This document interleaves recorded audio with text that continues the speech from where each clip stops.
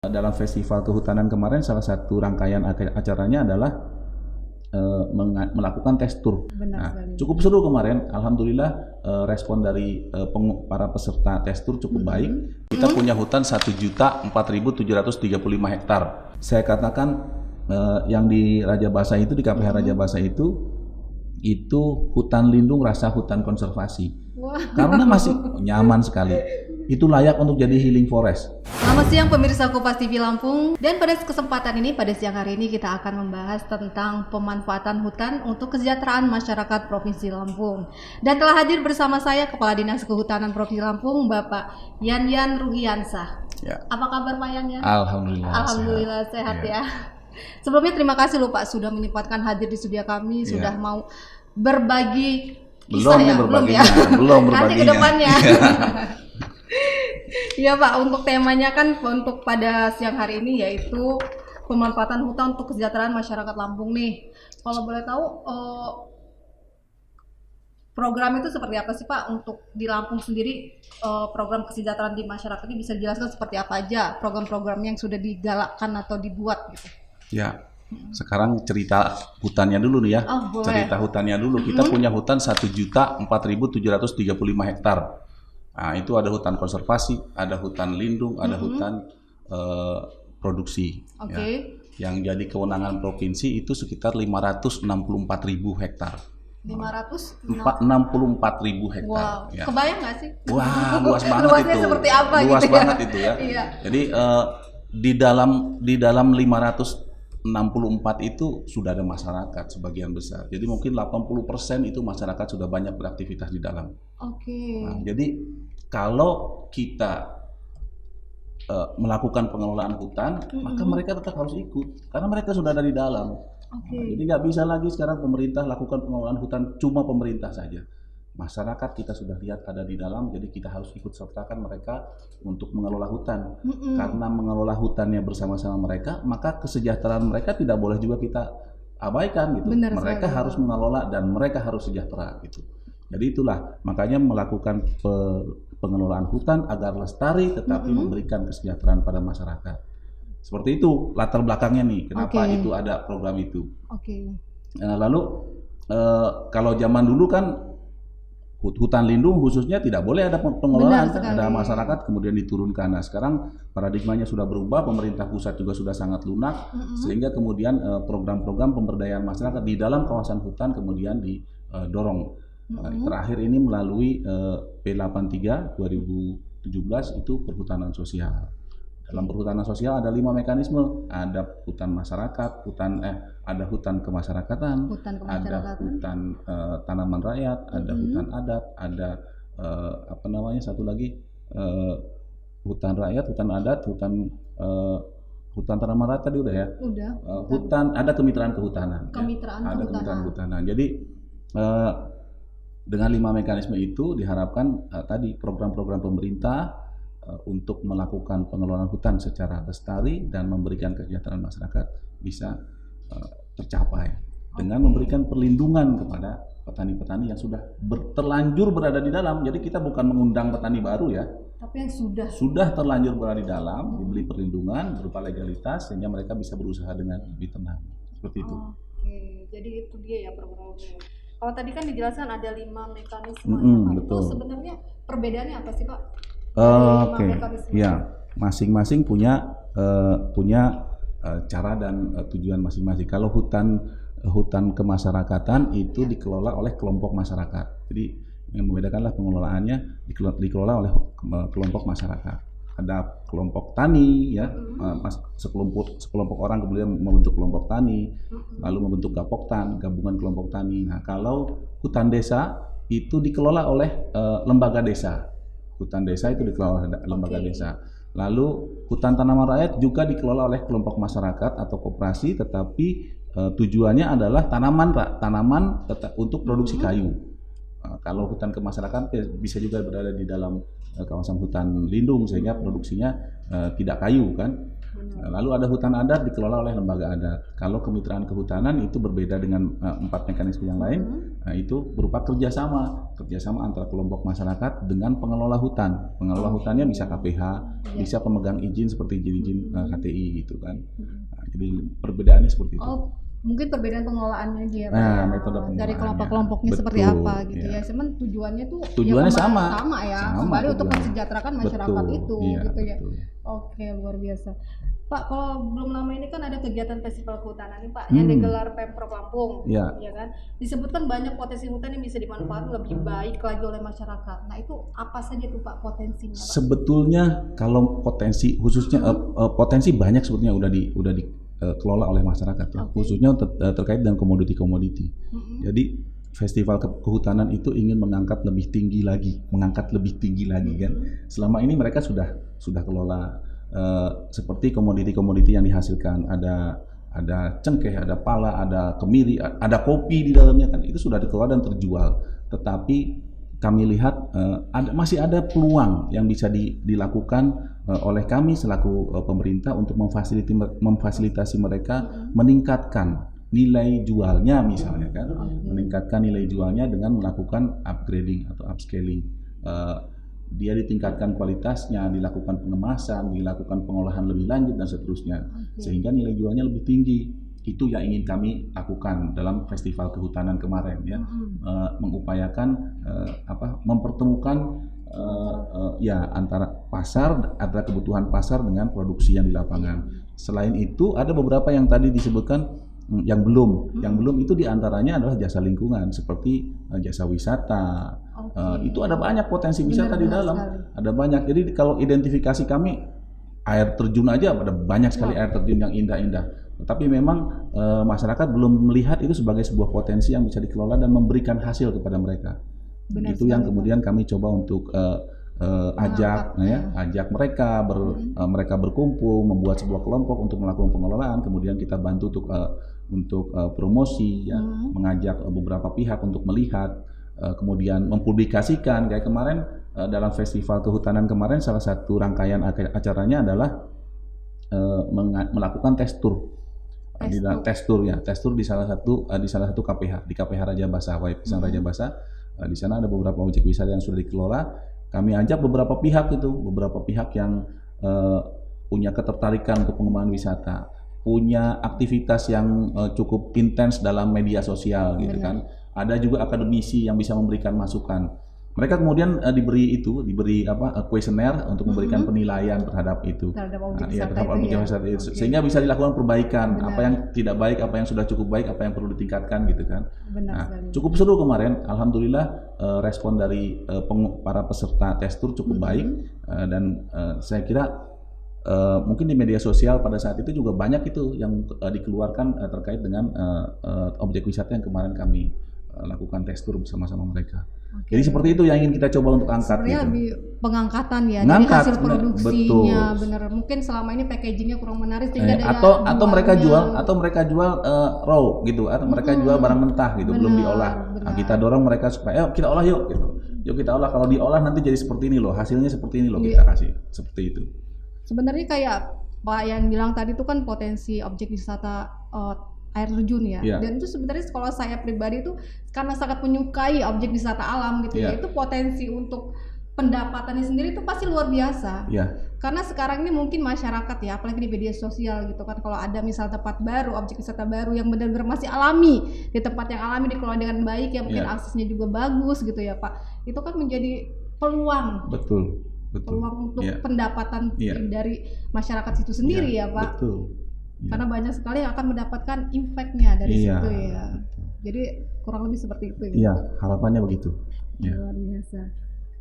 Lalu untuk pertanyaan selanjutnya Pak, nih bagaimana pola distribusi hasil-hasil hutan oleh masyarakat? Jadi hasil-hasilnya itu distribusinya itu seperti apa sih Pak? Ya, tadi seperti saya sampaikan, mereka semua tidak ada kendala dalam memasarkan hasil, tidak ada.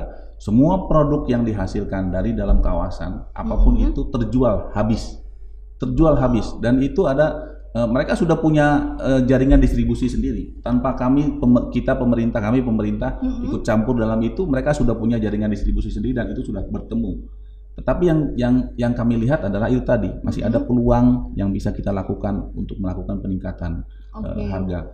Jadi kalau distribusi yang saat ini adalah kebanyakan distribusi bagi bahan mentah dengan kualitas asalan. Ya, dengan kualitas asalan ya sudah berjalan saja ya, asalan otomatis harganya juga ya begitulah gitu kan. Nah, lalu kita coba introduksi teman-teman petani itu, ayo kita ada effort sedikit yang lebih kuat sehingga melakukan peningkatan kualitas. Nah, itu sudah ada tuh yang mau seperti itu. Ada banyak lah, bukan ada satu persatu, tapi kita karena tidak semua orang punya keinginan yang kuat untuk melakukan itu. Ada yang ini udah cukup sih Pak gitu. Udah yang ini aja terjual, Pak, ngapain susah-susah gitu kan. Ada itu petani yang model begitu. Nah, kita coba untuk kasih contoh deh. Ada yang mau nih, ada yang mau, yuk kita lakukan yuk. Lakukan, mereka lakukan. Nah, kemudian kan teman-teman yang lihat, oh ternyata benar juga ya. Kalau ini dibikin begini, ternyata hasilnya menjadi seperti ini. Dan ternyata ada juga pasarnya. Mulai deh itu ikut-ikutan semua gitu kan. Nah, cara-cara seperti itu yang kami lakukan sehingga satu saat nanti kesadaran itu akan cukup merata sehingga nanti ada beberapa skala kualitas yang mereka hasilkan. Dan akhirnya adalah yaitu tadi peningkatan kesejahteraan buat mereka. Masyarakat ya.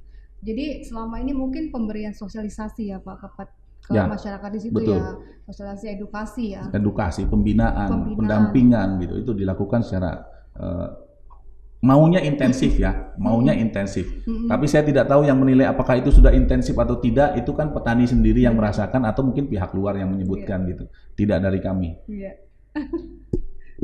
Oke. Lalu bagaimana Pak pengelolaan hutan yang melibatkan masyarakat sekitar hutan dengan tetap pertahankan kelestarian fungsi hutan sebagaimana mestinya? Pastikan nih masyarakat yang tinggal di sekitar hutan itu bagaimana sih menjaga tetap melestarikan hutan? Ya. Itu sebuah tantangan buat kami. Mereka tidak hanya peduli dengan kantongnya saja, ya. Jangan cuma peduli dengan kantongnya saja, tapi kelestarian hutan ini penting bukan hanya untuk Anda, tetapi juga untuk masyarakat lain, untuk anak cucu. Ada sebuah istilah seperti ini. Sumber daya alam yang kita nikmati saat ini meminjam sebetulnya dari generasi berikutnya. Gitu. Bukan punya kita, itu minjam karena itu hak generasi berikutnya gitu. Generasi berikutnya punya hak atas apa yang ada saat ini. Jadi kalau kita rusak saat ini maka kita akan dituntut oleh generasi berikutnya. Bahwa kita tidak bertanggung jawab gitu kan, tidak menyediakan untuk mereka. Nah, yang seperti itu yang terus kami suarakan ke teman-teman petani karena ada juga petani yang berpikirnya saat ini saja. Misalnya melakukan budidaya monokultur gitu di dalam kawasan hutan yang punya kemiringan cukup curam sehingga menimbulkan banyak kerusakan, erosi, longsor dan lain-lain gitu kan.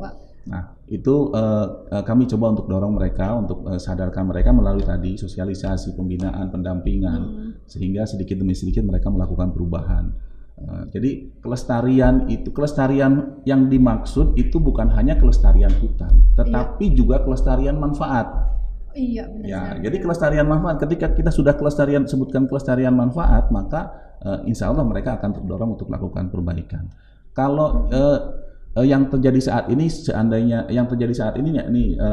hasil penelitian Pak Irwan Sukri Banua, Pak Irwan, mohon maaf nih dikutip Pak Irwan. Jadi Pak Irwan menyatakan dalam hasil penelitiannya bahwa sudah terjadi pemiskinan, saling memiskinkan antara lahan dengan petani di dalam kawasan hutan. Karena apa? Petani melakukan metode pengolahan dengan cara yang kurang bijak sehingga lahannya menjadi kurang subur akibat ada erosi dan lain-lain itu kan. Lahannya menjadi kurang subur, akibat lahannya kurang subur maka mereka harus memasukkan input yang lebih banyak supaya produksinya tetap. Ya kan? Supaya produksinya tadi harus pupuk tuh. Benar sekali. Memberi pupuk otomatis mengeluarkan pengeluaran yang lebih tinggi. Memberi pupuk kemudian meningkat kualitasnya. Nah, kualitas ini meningkat tetapi dia harus mengorbankan sesuatu. Tetapi akibatnya juga ini lahannya kan terus-menerus terjadi degradasi gitu kan. Nah, jadi ada siklus yang saling memiskinkan. Ini harus diperbaiki. Metode perbaikannya adalah melalui budidaya agroforestry. Jadi agroforestry itu adalah budidaya yang melakukan penanaman secara berbagai jenis ya. Ada tajuk tingginya, ada kemudian di tengahnya itu ada kopi, oke itu sebagai tajuk tengah. Kemudian di bagian bawahnya, di bawah tajuk ada tanaman jenis lain yang lebih rendah yang bisa kita tanam dan memberikan manfaat seperti misalnya cabai rawit. Nah, cabai rawit itu kan boleh tuh, bisa, bukan boleh, bisa ditanam di bawah kopi dan dia bisa menghasilkan. Kopinya tetap menghasilkan, di atasnya nanti ada misalnya kemiri, ada pala, ada apa terserah. Buahnya bisa dimanfaatkan, jadi uang lagi. Gitu. Jadi seperti itu metode kelestarian produksi, kelestarian manfaat. Jadi manfaat lahannya secara itu akan terlindungi dari penurunan degradasi degradasi kesuburan, tapi hasilnya juga nanti akan terjadi peningkatan. Dan tidak ada, kalau monokultur panen hanya 1 kali setahun, karena cuma itu aja yang panen. Benar, karena satu jenis tanaman ya kan. Tapi kalau kita tanam berbagai jenis, ada pergantian panen, masa panen, sehingga tidak ada lagi masa paceklik, panen terus bergantian. Karena gitu. Banyak banget jenis tanaman. Banyak, itu dia. Itu yang diharapkan seperti itu. Jadi kalau saya sudah membayangkan gitu Pak ya. Jadi dalam satu lahan tuh udah kira-kira itu berapa banyak tanaman yang bisa ditanam itu. Kalau dari kecil itu dari cabai kecil, terus naik lagi pohonnya, naik lagi gitu kan, itu bisa banyak banget. Berarti, bisa jadi kita punya kebun 1 hektar, nanti kalau ditanya punya kebun apa? Ada kebun durian, ada kebun kopi, ada kebun berapa lu kasih 1 hektar? Padahal di situ-situ aja kan. Ada kebun duriannya 1 hektar, kebun kopinya 1 hektar, kebun kemirinya 1 hektar, padahal cuma 1 hektar itu. Itu macam-macam yang bisa dihasilkan dari satu lahan. Ada optimalisasi pemanfaatan lahan, dan itu adalah saya kira akan sangat baik untuk yaitu tadi melestarikan manfaat bagi mereka sendiri, tetapi juga tentu bagi manusia lain ya, bagi lingkungan dan manusia lain di bawahnya. Oke, jadi pelestarian itu nggak cuma pelestarian hutan juga, tapi pelestarian pemanfaatan dari hutan tersebut ya, luar biasa. Jadi saya juga baru tahu itu ada seperti itu gitu kan. Jalan-jalan ya kesana. Iya, boleh Pak. Ayo jalan-jalan biar tahu. Karena saya suka sekali dengan wisata gitu kan. Dengan alam itu selain kita mendapatkan ketenangan gitu kan, tapi di situ tuh kayak suatu mempunyai suatu kepuasan gitu kalau misalnya kita main ke seperti hutan, gunung gitu ya. Segar. Berkeringat tapi segar. Bener. Berkeringat tapi segar gitu. Oke. Pak, kembali lagi nih terkait Festival Kehutanan Lampung tahun 2020 kemarin kan diadakan tanggal 2 sampai 4 November ya. Jadi masih baru banget gitu kan. Terus dampak apa sih yang diharapkan pemerintah untuk meningkatkan sejahtera masyarakat itu, dampaknya itu seperti apa? Dampak atas jadi festival itu kan hanya sebuah acara saja, hanya sebuah acara yang ingin yang festival itu kemarin ada 4 agenda sebetulnya. Festival itu ada 4 agenda. Yang pertama adalah rapat koordinasi. Dalam rapat koordinasi itu kami membicarakan tentang perhutanan sosial. Jadi perhutanan sosial di dalamnya termasuk kemitraan konservasi yang ada di hutan konservasi. Jadi kita bicarakan apa kendalanya, kemudian apa keberhasilan yang sudah dibuat oleh teman-teman petani yang saat ini sudah memiliki izin perhutanan sosial. Lalu yang kedua adalah ada kegiatan festival agroforest. Dalam festival agroforest itu tadi mempertemukan produk-produk yang ada di KPH ya. Kan kita punya 17 KPH. Ada 15 KPH saat ini. Ada 15 KPH saat ini, nanti akan ada 17. Apa yang sudah dihasilkan oleh petani di dalam KPH itu, yang sudah dilakukan upgrading-nya, sudah layak untuk tampil dengan skala kualitas tertentu. Itu yang kami coba untuk pertemukan dengan pasar. Ya walaupun skalanya masih kecil karena memang kondisinya tidak memungkinkan untuk membuat terlalu besar kemarin kan. Benar. Tapi sudah ada upaya untuk melakukan itu, mempertemukan itu, dan alhamdulillah ada pasar yang bertemu. Ada transaksi yang terjadi pada saat itu ya. Walaupun tidak banyak, tapi ada, alhamdulillah saya senang sekali walaupun tidak banyak tapi sudah ada, bisa dilakukan sesuatu. Lalu yang ketiga ada pelatihan tentang climate change untuk teman-teman di KPH, aparatur KPH. Lalu yang terakhir adalah testur tadi. Testur untuk memperkenalkan satu objek wisata di sebuah KPH yang kemudian diberikan masukan oleh peserta testur sekaligus sebagai upaya promosi, karena peserta testur itu kemudian menulis di media sosial, ada yang menulis di koran, ada yang bercerita kan, seperti itu. Dan alhamdulillah itu terjadi semuanya, walaupun Saya tidak tahu nih yang dihasilkan itu apakah memberi dampak kemudian, tetapi yang jelas tujuan kami untuk mengangkat itu ya, memperkenalkan kemudian membahas itu terwujud, dan saya secara pribadi cukup puas dengan acara itu karena ekspektasinya terpenuhi gitu, walaupun ya itu tadi skalanya masih kecil ya. Mudah-mudahan nanti ke depan kami bisa lakukan jauh lebih besar lagi ya.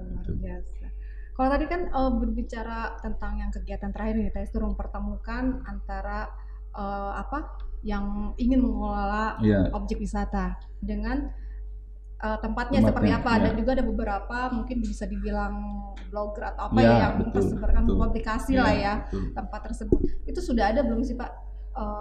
Maksudnya itu kayak efeknya gitu dari kegiatan tersebut? Yang jelas teman-teman yang di sana nih, yang pengelola di sana, Pak lumayan Pak. Nanti sudah yang berkunjung nambah karena gitu kan. Artinya tulisan-tulisan yang disampaikan, disebarluaskan oleh teman-teman yang aktif di media sosial ini sudah berefek gitu. Soal penambahannya berapa itu saya belum ukur. Soal penambahan berapa itu memang perlu ditulis sebetulnya sehingga kita bisa, karena kalau ditanya begini saya bisa jawab nih. Tapi ini sekarang ukurannya saya belum tahu, tapi yang jelas laporan dari bawah, alhamdulillah Pak, ada peningkatan ya, walaupun signifikan atau tidak signifikan itu saya belum bisa sampaikan karena saya tidak melakukan pengukuran. Dan kalau untuk pengelolanya Pak, sudah ada? Pengelola ada, pengelola itu ya sudah ada. Mereka Pokdaris sudah ada lakukan pengelolaan. Dan kemarin alhamdulillah cukup, kalau dari itinerary acara itu kan teman-teman Pokdaris itu yang nyusun ini kesini ada apa segala macam. Itu alhamdulillah saya sendiri terkejut. Wah, seperti ini nih, ada budayanya kemarin ditampilkan. Jadi ketika tamu datang itu disambut dengan budaya tertentu di sana. Kemudian dari sisi kuliner cukup lengkap dan enak, saya bilang ini layak tampil ini kalau kayak gini. Terus atraksi lokasinya juga luar biasa. Itu kalau saya katakan yang di Raja Basa itu, di KPH Raja Basa itu hutan lindung rasa hutan konservasi. Karena masih nyaman sekali. Itu layak untuk jadi healing forest. Jadi kalau lagi stres datang ke sana, walaupun pakai jalan kaki nih menuju air terjunnya, itu makanya tadi saya bilang berkeringat tapi rasanya segar, fresh betul sampai sana. Jadi nyampe rumah itu capek tapi segar gitu loh. Tapi seneng gitu ya Pak ya, capek tapi seneng gitu ya. Dan badan juga rasanya lebih segar karena memang kita berkeringat ini, oksigen banyak sekali.